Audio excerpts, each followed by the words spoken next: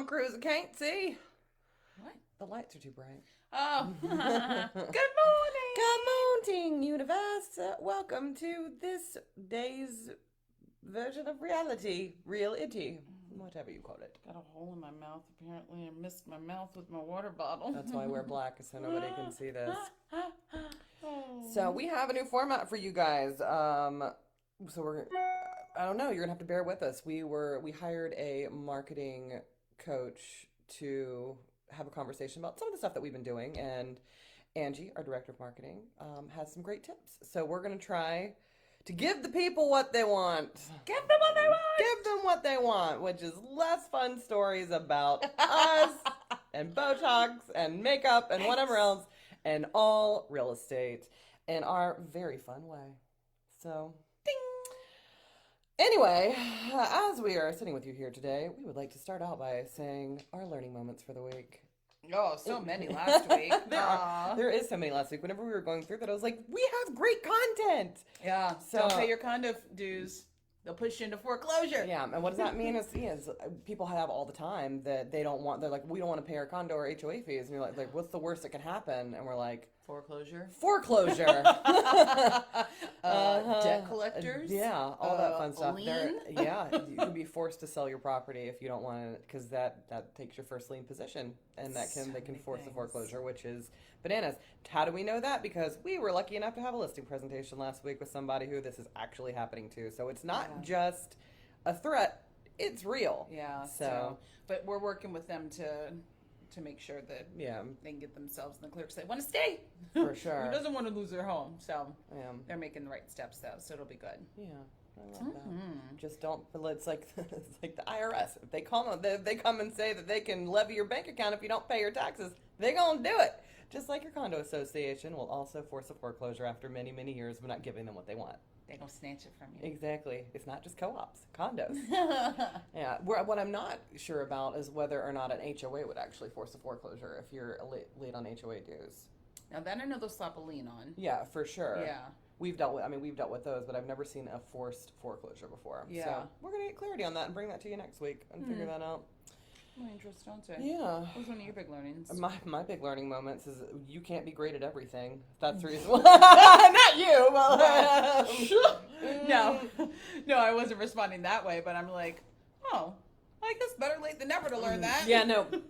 Well, so last night we're staying with our friends who are doing a build out on one of their commercial spaces right now, just chatting with them, and I was just advised, I was like, why don't you just hire a contractor to do this? I was like, you guys are losing $40,000 a week by not being open, by you trying to do this yourself. Like, just hire somebody. Yeah. And it would be the same thing as, like, I'm eating, as I sit here and I eat my words, because I'm like, well, it's the same thing. I'm like, this is the reason why we hire people to do specific jobs. It's because that's what they are so good at. Like, Q, our director of operations, she took over the staging company because she's phenomenal at it. I am good at it, but it's something that she's wonderful at. She's also wonderful at project management. So, like, let people stay in their lane, and then they will help you grow and be fantastic. So funny you just said stay in your lane. Literally one of my IG posts this morning, I was like, hashtag stay in your lane. Because I posted myself doing, quick personal moment. I posted myself doing one of my workouts today, doing legs and trying to like tie in a little glute with it.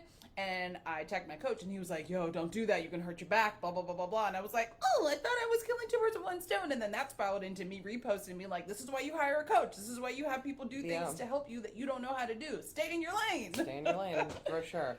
That goes for real estate. That's the reason why you hire a real estate agent. In fact, we put a blog up on the blog, I want to say it was last week, about why you hire a professional and how you choose the real estate agent. So take a read. It's pretty informative. Yeah, that also went out in our newsletter. Yeah, yesterday. If you're not on our newsletter, sign up for that because we have a lot of great information that we send out. I think the next blog that we're working on is about school and how different school zones affect home value. So pretty good stuff out there. Are we allowed to talk about that? Yes, in a very not specific. Like we're not allowed to bring out specific, but it's like just basically some of the misconceptions about schools and like the rating systems and things like that. Gotcha. That'll be put out there this week. Staying at 20%. It's the 80-20 rule. Yes, it is, Franklin. Yeah, for sure. Good morning, Franklin. Good morning, darling. Other learning moments this week would be dryer vent cleaning. Yeah, do it annually, especially if you're a weekly laundry doer. We had contractors come through our condo building last week, and when they pulled out my dryer vent, mind you, I just moved in June. Well, so it wasn't even. That is one of the number one reasons why I think homes catch on fire is because people don't clean out your laundry vent, and not just a little basket that's in your actual dryer, the vent. Yeah, and so for me, I actually have to hire a chimney sweep to come in and do mine. So, like my warranty company, we use Super. I give Super $75 every year. They send me a chimney guy. They come and they clean out all our ductworks and our vent and things like that, just to be able to make sure that we're safe. $75 every claim. Yes. Not every year. Yes, no, it's much more than that. $200 more. I want to say that we pay $659, something like that, for the warranty coverage, and then there's a copay on top of that. Yeah. So, but that's a drop in the bucket, because if you were just to call a chimney sweep, it's $250. Yeah, $250 for them to come. They also do our annual duct cleaning to be able to keep us fresh, things like that. Again, hire a professional. Don't try to do it yourself. Yeah. Well, and I was wondering, I was like, why is it taking me? And I knew something told me, like, when your clothes don't dry on the first cycle, you got to do it a second and a third. Something wrong. There's something going on with that vent. So the timing was perfect of them coming, and sure enough, the little thing was like shriveled up and crazy looking. It was completely jam-packed full of lint. That's so dangerous. Whoever did it before had these like plastic zip ties holding something in place, and the guy was like, this is what it looks like right now. I was like, yikes, let me take a picture of that. Boop. Yeah. I'm surprised that more inspectors don't flag that in inspections about cleaning it out. The first time we started using a new inspection company called Square One. And they've done about 10 inspections for us in the last month or so. Really, they're really wonderful. But they keep flagging these dryer vents. I'm like, you guys are brilliant. So we've been able to ask the sellers to be able to take care of that. Yeah. Which is super helpful. And you should do that. Whenever you buy a home, you should, if you did not get that done or you don't know that it was done, do that before you move in. Yeah. And then you don't want your nice house to burn down. Last year I sold a house in Maryland, and 3 days later they had a grease fire and burned the whole house to the ground. It was devastating. That's still sad. I drove by there. It's still abandoned. They ended up selling it for like just the bones of the property for like $100,000. I was like, oh my god, I'll just like devastating. Poor family. Tragedies. For sure. Ugh. Yeah, but rental inventory, that's up a little bit. Yeah, it is. Which is surprising. Yeah. What do you think that is? It's an excellent question. I mean, it's a tricky question because in our area, I mean, this is like PCS season. We're coming up on it. So people are leaving, people are coming. I don't know. All the rentals that I've dealt with, it's been military related. They wanted to know. In your notes where it says to ask the variety and price. Well, that's a great question. Oh, yeah. I had to explain that too. I got an inquiry the other day on one of my rental listings, and the guy was trying to, not barter, but nickel and dime and get the price down compared to a neighboring unit. I said, listen, every owner has a different mortgage payment. They all have different expectations of what they need to make to break even, and furthermore, the one that I've listed, it is a little bit higher than one of the other neighboring units, but it's also because I know of an off-market rental that happened that was right at that price. Right. So it means people are out there willing to pay it. Yeah. Your rent is worth what the market is willing to pay. That is the bottom. It's not what you want, it's what they're willing to pay. So if she knows for a fact that they were able to come in there and get this much money for the exact same unit, then why wouldn't we list it that? Exactly. That means there's people out there who are willing to pay it. Exactly. And if the market responds and says, no, we're not, well, then that means the market has shifted, and then it's no longer worth what they're willing to pay. Yeah. Pricing is not an exact science. Like, even whenever it comes to getting a pre-appraisals, it is a personal opinion. Yeah. It's a value opinion. It's just same thing with us. Like, I've got something right now that is really mind-boggling to me. So I have a really beautiful townhome that is listed over in Rolling Brook right now. It's so charming. You walk in, it's perfectly staged. The kitchen is lovely, new countertops, the bathrooms are all remodeled. There's new windows that were all replaced in 2017. Like, literally, this house is lovely. And I've had 38 showings and not a single offer. Whoa. And I haven't had that much, out of the 38 showings, I haven't received as much feedback as we liked. And realtors, if you're watching this, please provide feedback. It's so helpful. It's helpful to our listing agent. It's like the listing agent, and it's so helpful to the sellers, too. Even if your clients are not into it, I always like to provide detailed feedback because I know it helps significantly. And even if it's just to say buyers aren't in a rush. Buyers are casually looking. At least but we also know. Give that insight up front, too, before the showing, you know. Absolutely. But with pricing, it's because the comps say that this is a $400,000 house. I've got, I think, out of the 16 that's sold in the last 3 months, and very clearly with the way that this house is upgraded, it should be a $400,000 house. But the market is telling me otherwise. After 38 showings, the market is telling me that this is overpriced. So we dropped it by $5,000. Showings increased, no offers. So I'm talking to my poor seller last night. She's like, Nicole, what's happening? I was like, I don't know. Yeah. Like, this is so far out of it's such a weird shift that's happening. There's nothing that I can explain, but yet we had presidential come on, which is it would be the highest comp in that community, and it went under contract with multiple offers in 2 days. So it's such a different buyer, though. Different buyer, different price point, and I wish I had a crystal ball. Like I was telling Christina, I said, if this would have been 3 months ago, I could literally have a crystal ball and say, this is exactly how this is going to go. Mm-hmm. This is what it's going to sell for. This is how long it's going to take. This is how many offers that we're going to have, because we have the data to be able to back that up. Mm-hmm. Right now, in the last 4 weeks. Yeah. Well, and that's a glorious segue into true story. Pricing cautiously right now. Like, a lot of buyers are pumping their brakes.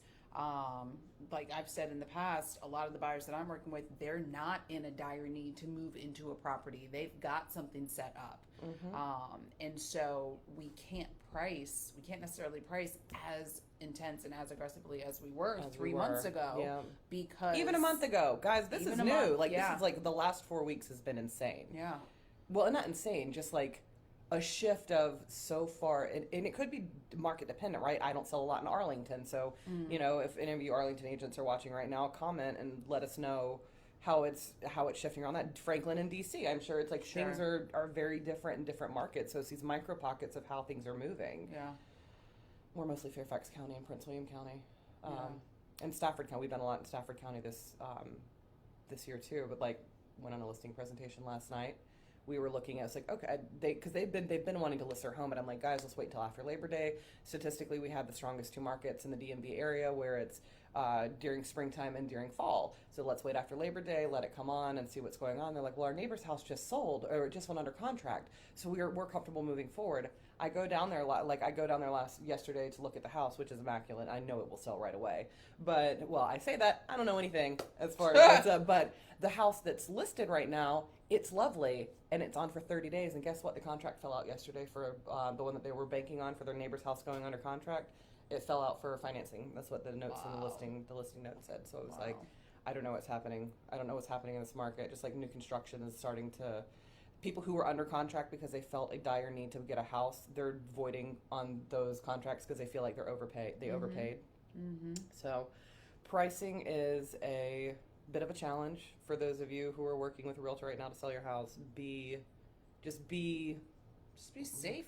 Be safe and cautious. Be receptive to hearing this. It's not because your agent's not doing their job. It's because this is a market that we have not seen, that we haven't seen in the last 6 years. And for the veterans of this industry, that selling homes are cyclical, but they've never seen anything quite like this because they've never had to live through a pandemic. Yeah. So.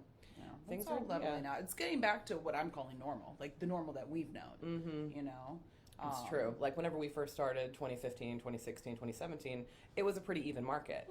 Average days on market 30 days, and it was not a big deal. But in the last 2 years, last 3 years, it's certainly been like, if my house has been on for more than 7 days, what's actually happening? Oh my God. Yeah. What's happening is we're marketing your home to sell it.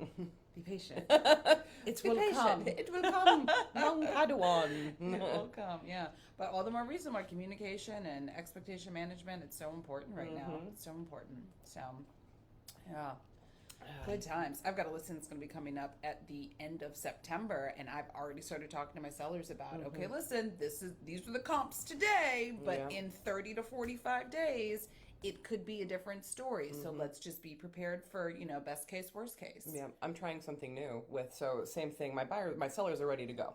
They're ready to sell their house, but they're not necessarily they don't have to. They don't have an end date to do this because they're just going to go into a short-term rental while they're waiting for their house to be built. Yeah. So what we're going to do is we're going to go ahead and do all the marketing for the property and truly do a coming soon, like a full-on 21-day coming soon campaign with postcards and having the house staged and all of this stuff. So we're going to see if this makes any difference in this market. So something to keep, to consider for the sellers who have some flexibility in scheduling. What did Angie say? I like the analogy about speeding from the market report. Oh, yeah. I remember that, but I don't remember it well enough to quote it, Angie. We are slowing down, but we are actually doing the speed limit. Yeah. So true. That's a great analogy, Angie. There we go. Yep. And I mean, we have, I think our speed limit is 65, so it's not. And when you hit Fredericksburg, turns into 70. Does it really? Yeah. It's like when you hit Oh, yeah, Fredericksburg, exit it turns 126, 70. turns into 15 because that's how long it takes to sit in traffic going down there. Not wrong. Not I was wrong. so upset. I was supposed to be at my listing appointment yesterday at 4 o'clock, and I left my house at 3 o'clock, and I just sat on 95. I looked, and I was like, oh no. And sure enough, I didn't get there. It took me an hour and a half to get down there yesterday. I think there was an accident somewhere between Quantico And probably not. Probably not. It was just a bottleneck. I will know. It's like if I have any friends out there who work in road planning, I would so love to interview you just to understand why things work, like why the roads work the way that they do. I did notice going to Richmond yesterday, though, there are new lanes that are constructed going down 95 South, pretty much after Stafford, and not like in the middle, like HOV stuff. Yeah, just like literally more lanes. Lanes, Oh, yeah. There's too many people. Yeah, we got a lot of We people got there. so many people up here. Well, and that also has to do with this whole, seller's market and lack of inventory and demand from buyers and all this stuff. There aren't single family homes that are being built to support the population, to support like how many people live here. As so I was riding through Liberty Knolls. That's where the listing is going to be. And so I was riding through Liberty Knolls, and they have these single story homes that are so cute. And when I tell you that everybody wants a single story home with a basement, they want them. The issue where we live is we don't have the land to be able to support it.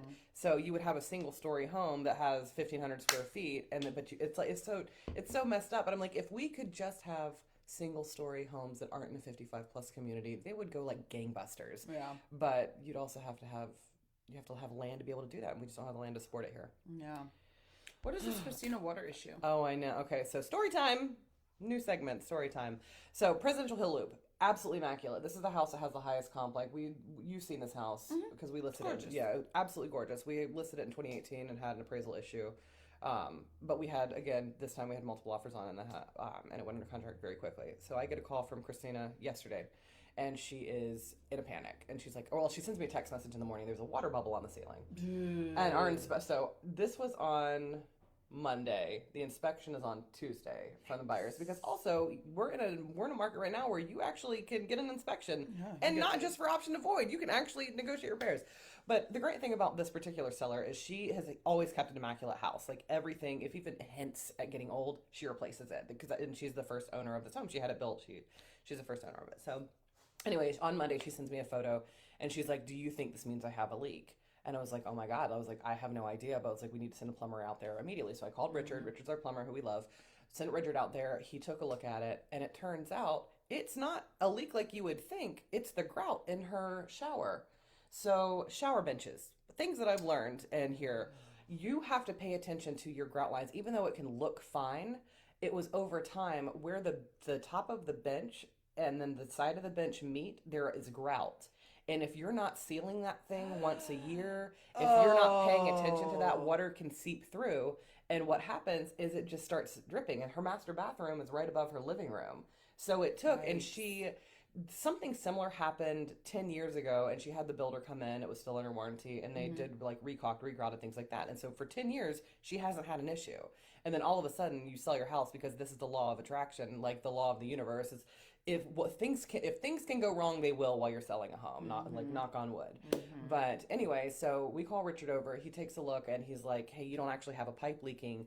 So her mom went upstairs, and he's like, "Turn the water on and spray it towards the bench. I think this is what's happening." And sure enough, it was coming, and you could just see it. So now there's a giant hole in her living room. How do you fix that?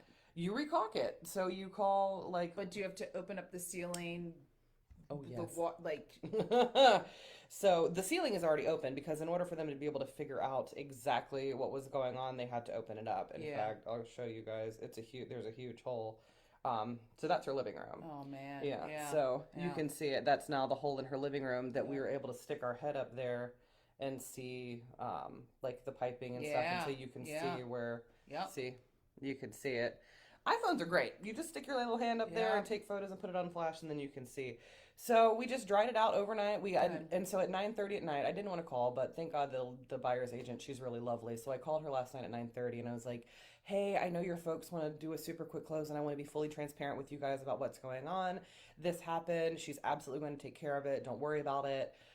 we already had our plumber come over. We know what's going on. We just need a Class A contractor to come and fix it.